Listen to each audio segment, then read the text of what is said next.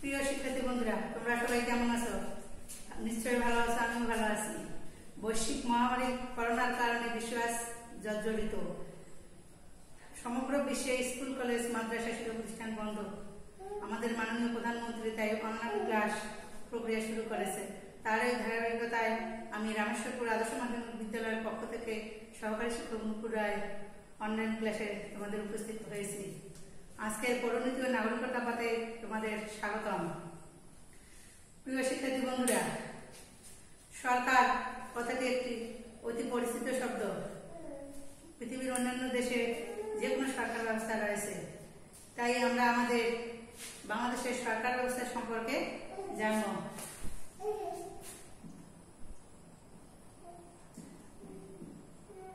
বাংলাদেশের সরকার ব্যবস্থা।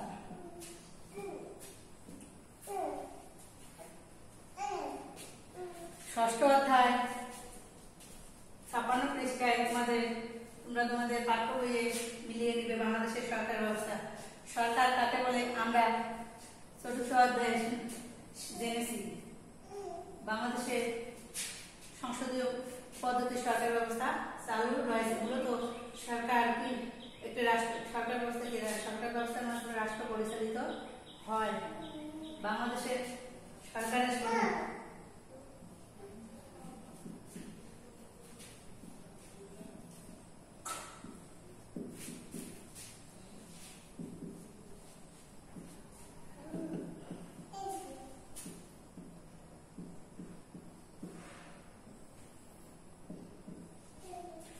শিক্ষার্থী বন্ধুরা, বাংলাদেশ স্বাধীনতা যুদ্ধ চলাকালীন 1971 সালে সরকার গঠিত হয়। বাংলাদেশ একটি প্রজাতান্ত্রিক রাষ্ট্র। এই রাষ্ট্রের সকল ক্ষমতার মালিক জনগণ। তাছাড়া বাংলাদেশকে একটি কি এককেন্দ্রিক রাষ্ট্র। বাংলাদেশের সংসদীয় পদ্ধতির সরকার ব্যবস্থা চালু রয়েছে। এখানে সকল শাসন ক্ষমতার অধিকারী রাষ্ট্রপতি, প্রধানমন্ত্রী ও মন্ত্রী পরিষদের হাতে দেশের শাসন ব্যবস্থা ন্যস্ত। দেশের প্রকৃত শাসন ক্ষমতার অধিকারী প্রধানমন্ত্রী এবং শাসন ব্যবস্থার প্রধান। তারই নেতৃত্বে মন্ত্রী পরিষদ এই শাসন কার্য পরিচালনা করেন। বাংলাদেশের শাসন বিভাগ। বাংলাদেশের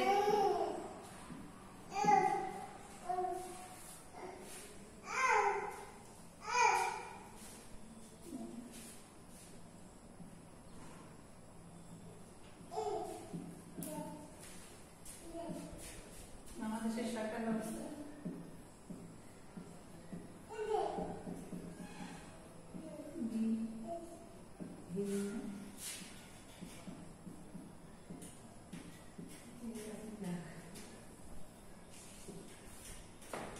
পৃথিবীর শিক্ষার্থী বন্ধুরা, পৃথিবীর অন্যান্য দেশের সরকার ব্যবস্থার মতো বাংলাদেশের বিভিন্ন বিভাগ নিয়ে গঠিত।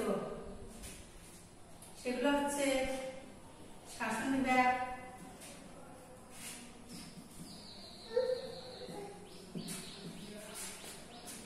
আইন বিভাগ,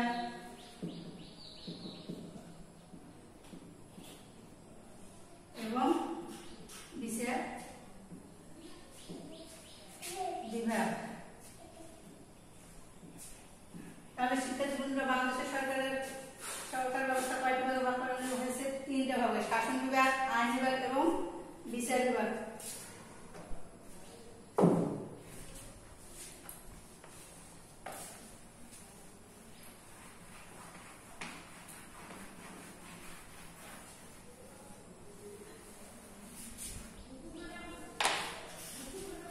শাসন বিভাগ। শিক্ষার্থী বন্ধুরা, শাসন বিভাগকে আবার নির্বাহী বিভাগও বলা হয়। এখানে প্রধানমন্ত্রী, রাষ্ট্রপতি এবং মন্ত্রী পরিষদ নিয়ে গঠিত। তাহলে শাসন বিভাগকে আবার কি বলা হয়? নির্বাহী বিভাগ।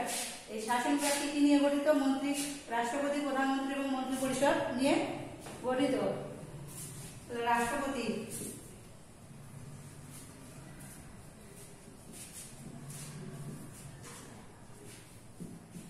বাংলাদেশ বাংলাদেশ শাসন বিভাগের প্রধান হচ্ছেন রাষ্ট্রপতি। রাষ্ট্রপতি রাষ্ট্রপতি নামে মাত্র রাষ্ট্রপ্রধান, তিনি আসলে প্রধানমন্ত্রীর পরামর্শক্রমে রাষ্ট্রের শাসন কার্য পরিচালনা করেন। রাষ্ট্রপতি 5 বছরের জন্য নিযুক্ত হন। জাতীয় সংসদ সদস্যের সংখ্যাগরিষ্ঠ সদস্যদের ভোটে রাষ্ট্রপতি নির্বাচিত হন। পরপর রাষ্ট্রপতি পরপর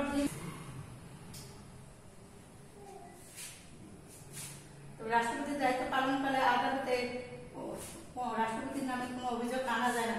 তবে সংবিধান লঙ্ঘন বা গুরুতর কোনো অপরাধ করলে জাতীয় অভিশংসনের মাধ্যমে তাকে মেয়াদ শেষ হওয়ার পূর্বে রাষ্ট্রপতিকে অপসারণ করা যায়।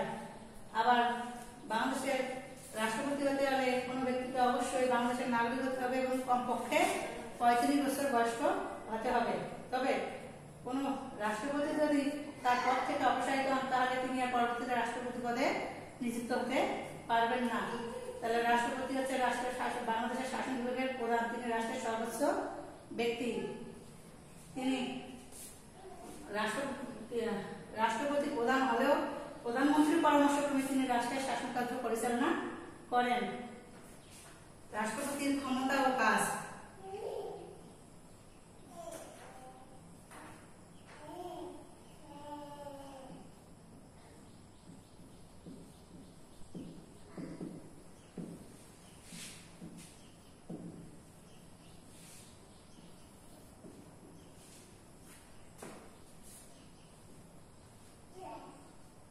রাষ্ট্রপতির ক্ষমতা ও কাজ। রাষ্ট্রপতি কি কি কাজ আমলে করেন সেগুলো। রাষ্ট্রপতি রাষ্ট্রের প্রধান ব্যক্তি। সরকারের সকল শাসন ক্ষমতা কার্যক্রম রাষ্ট্রপতির নামে পরিচালিত হয়। রাষ্ট্রপতি প্রধানমন্ত্রী ও বিচারপতিদের নিয়োগ দেন। তবে তিনি মন্ত্রিপরিষদ উপমন্ত্রী প্রধান, বিমান সেনা নৌবাহিনীর বিচারপতিদের তিনি নিয়োগদান করেন। রাষ্ট্রপতি সকল সম্মানের উৎস। আমাদের বাংলাদেশের কোন সদস্য নাগরিক যদি অন্য দেশের কোন সম্মান ও পদক গ্রহণ করেন তাহলে রাষ্ট্রপতির সম্মতির প্রয়োজন হয়। তাহলে শিক্ষার্থী বন্ধুরা, আজকে আমরা কি কি জানলাম?